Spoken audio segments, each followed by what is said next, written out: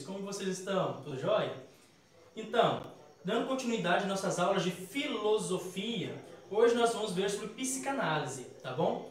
Nós vamos usar as páginas 15, 16, 17, tá bom? E um pedacinho do 18 na aula de hoje, beleza?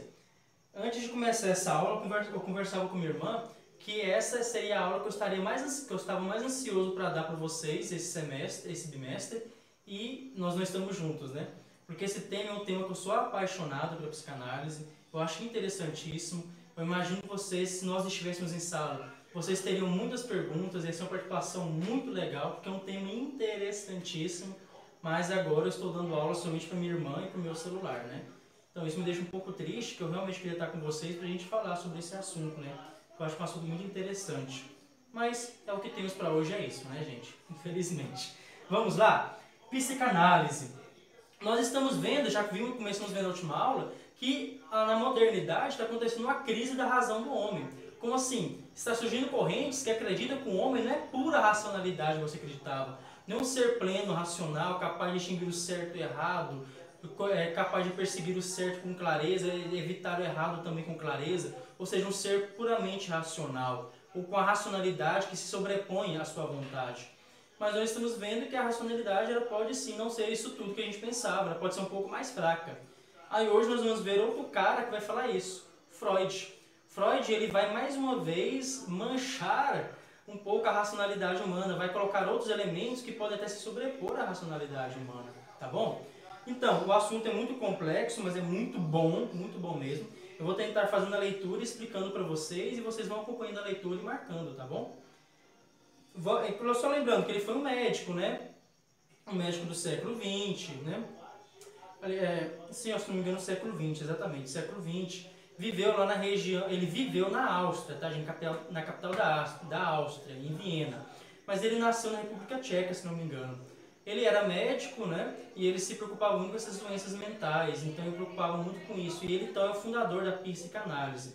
Mas ele se formou em medicina e depois foi migrando. Porque naquela época, você achava que todos os problemas eram de causa material. Qualquer problema psicológico tinha uma causa material, um problema no cérebro, uma deficiência no cérebro, tá bom?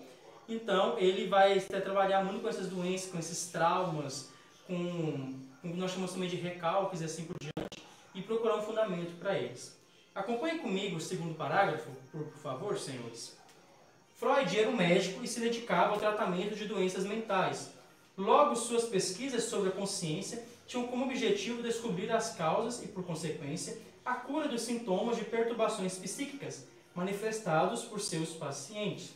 Olha que coisa mais filosófica, né? Conhecer a raiz do problema para chegar nas causas, chegar à solução, né? Algo que nós vimos em metafísica, né? Conhecer as causas das coisas. Conhecer as causas, você conhece a coisa com maior clareza, né? Nessa busca, ele identificou 3 elementos formadores do psiquismo humano. Gente, presta atenção nisso, que isso é fabuloso. Para ele, o nosso psique tem 3 partes, 3 graus, 3 eus, digamos assim. Mas nós podemos chamar de 3 graus também. O id, ou consciente, ou inconsciente, perdão, o ego e o superego. Vamos observar agora essas 3 figuras aqui. Esse aqui é o id. Ele vai falar o que eu quero isso, ele vai dar os desejos, os impulsos. Meu professor de psicologia falava que o id era um cavalo louco, né? Um cavalo doido. Ele quer as coisas, ele faz, ele sai correndo, ele deseja. Ou então eu posso chamar ele de amigo maluco. Ele vai te aconselhar, faz isso, faz aquilo, deseja isso, pega aquilo outro. Então ele é responsável pelo desejo, por essa pulsão de fazer as coisas, tá certo? Depois nós temos o ego. O ego preciso me equilibrar entre os impulsos e as regras. Esse ego é o eu, é o consciente, tá bom? Sou o eu consciente. Ele vai ficar entre o id e o superego. Já o superego não vou fazer isso, pois não é certo. Ele é aquela senhora que julga, tá bom? O superego, ele é como se fosse a junção de todas as normas sociais, a interiorização dessas normas. Ele é aquela voz na nossa consciência que vai dizer o que não faz isso, não pode ser errado. Então ele vai ser a interiorização das regras e das normas, tá bom? Então no psiquismo humano nós vamos ter 3 graus. O id, que eu quero, eu faço, eu estou com desejo, eu quero fazer isso. O superego, que é cala a boca, calma, fica quieto, não faz isso é errado, não pode, não pode, não pode. E o ego, que vai tentar equilibrar entre os dois, que é o eu consciente, tá bom? Esses dois, eles ficam no inconsciente, beleza, gente? Um momento ou outro eles dão um rompante, eles aparecem, eles saem na superfície, mas a maioria do tempo eles estão inconscientes. Não estão conscientes no sentido que eles estão dormindo, mas nós não os acessamos, nós não os percebemos, tá bom? Mas eles estão lá presentes e atuando. Freud vai falar que eles estão atuando sim, só que nós não percebemos isso, tá bom? Eu sou o ego, eu sou o consciente, a minha consciência. Então tá bom, o id é o cavalo louco, tá bom? Decorem isso, o id é o cavalo louco, ou então o amigo maluco de vocês. Eu quero, eu faço, faz isso, bora, vamos fazer isso. O superego é aquela senhora ou aquele senhor que julga. Tá errado, não faz isso. E o ego é o pobre de você que está no meio dessa bagunça toda e tenta decidir o que você vai fazer ou não. Prossigamos a leitura. De acordo com o pensamento de Freud, a consciência humana correspondia apenas ao ego, permanecendo ocultos a ela os desejos inconscientes do id e também as proibições morais do superego. Logo, considerando esses três elementos formadores do psiquismo, ele concluiu que o ser humano era composto de uma racionalidade entrelaçada ao universo de desejos e pulsões. Então não é só racionalidade, tem desejos por trás, tem impulsos por trás que prejudicam o nosso pensamento racional claro. Estas nem sempre eram aceitas pelas normas morais da sociedade e da civilização. Por isso o superego não deixa a gente fazer. Continuemos. Geralmente ligados à sexualidade, ao poder e à morte. Sexualidade, poder e morte, tá bom? Vamos dar a principal atenção à sexualidade, tá certo? Que é esse maior impulso do querer, do desejar, do fazer, tá bom? Muitas vezes reprimidas pelo superego, sem chegar à consciência. Mas essa repressão poderia falhar, de modo que os desejos retornassem sob formas simbólicas, de sintomas como perturbações psíquicas, sonhos, esquecimentos e atitudes acidentais no cotidiano, denominadas atos falhos. Sendo assim, só vamos parar um pouquinho aqui. Então, o superego, ele vai reprimir os desejos do id. E isso vai causar, então, alguns problemas, quando essa repressão é muito forte. Nós chamamos de complexos e de recalques, que é até mesmo de desenvolver doenças psicológicas. Porque você deseja algo, você quer alcançar algo, mas você mesmo não deixa isso acontecer. Olha só, você quer alcançar algo, mas você mesmo não deixa isso acontecer. Você acha isso errado. Então isso vai causando doença na pessoa. E até mesmo atos falhos. Vamos dar um exemplo de ato falho. Talvez você odeia muito uma professora lá, mas demais.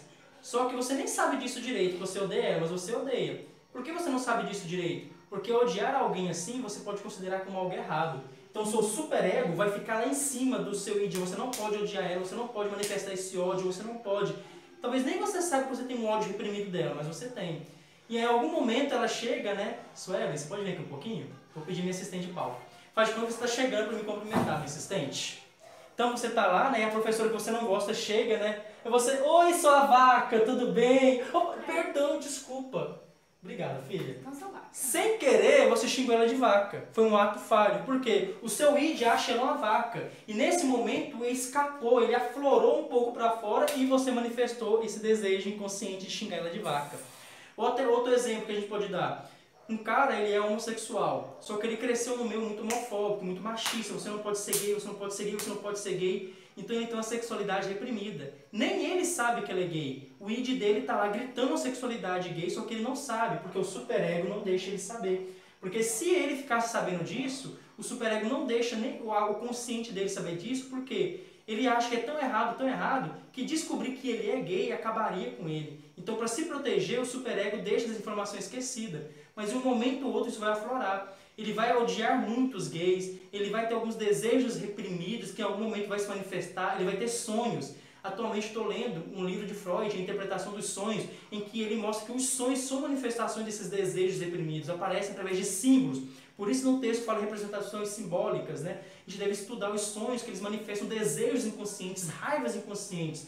Esse cara é homofóbico, por quê? No fundo, ele acha que ele é gay, só que ele acha que ser gay é tão errado que ele odeia a homossexualidade no outro e nele mesmo, então ele se odeia. Isso vai desenvolver uma doença. E ele vai ter uma baixa autoestima, ele vai se odiar, pode levar até o suicídio. Aí você vê as doenças, os recalques e os complexos que o ego sofre, porque o superego vai reprimir desejos do id. Tá bom, gente? Eu acho que tomara que vocês estejam acompanhando aí. Qualquer coisa vai pausando, depois façam perguntas, tá bom? Vocês não estão aqui presentes, eu nem sei como está indo a matéria, né? Vamos continuar. Sendo assim, a psicanálise freudiana previa que o psicanalista ou analista buscasse a fonte dos sintomas perturbadores apresentado por seus pacientes, os quais seriam causados pela repressão de certos desejos. Então a gente vai tentar estudar isso, de onde que vem essa doença, qual que é a raiz dela para a gente tratar essa doença, tá bom? Esse terceiro parágrafo vai falar um pouco disso. Vamos para a página 16, que minha assistente já falou que já passou de 10 minutos, né? Só vamos encerrar aqui na página 16, né? Essas novas reflexões proporcionadas pela psicanálise tiveram um grande impacto na psicologia, além de contribuir para uma grande transformação da maneira filosófica de se compreender a racionalidade e a liberdade humana. Nesse contexto, algumas descobertas freudianas foram tão avassaladoras quanto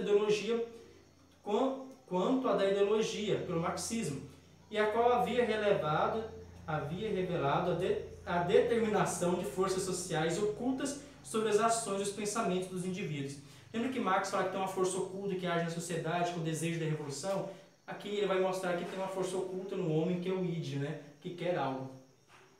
Então, entre essas descobertas destaca-se a existência de uma porção irracional do psiquismo humano e suas forças sobre a razão e a consciência.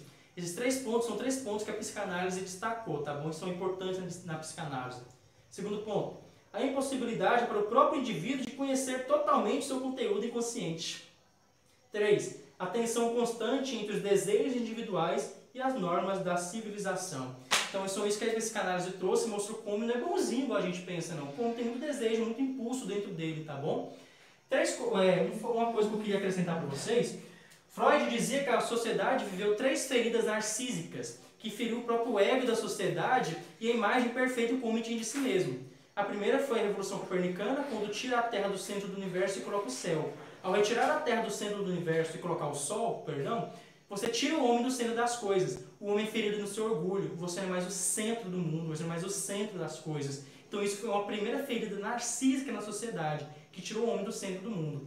A segunda ferida narcísica para ele foi a teoria da evolução de Charles Darwin, que o homem não é mais o ser supremo da criação, criado totalmente diferente dos outros, mas ele mostra que ele é um produto da evolução, um produto da evolução dos animais como qualquer outro animal. Mais uma vez, o homem é rebaixado, é tirado do seu posto. Então, outra ferida narcísica que o homem sofre. E a terceira ferida narcísica é dada pela psicanálise, que mostra que o homem não é pura racionalidade, não é puro bonzinho. Tem desejos dentro dele, desejos ocultos, que o homem ficasse sabendo, ele até acabaria com a própria autoestima dele. Se ele ficasse sabendo os desejos que tem dentro da gente, os movimentos que tem dentro da gente, nós mesmos não suportaríamos. Então, o homem ele não é puramente bom, puramente racional, tá bom?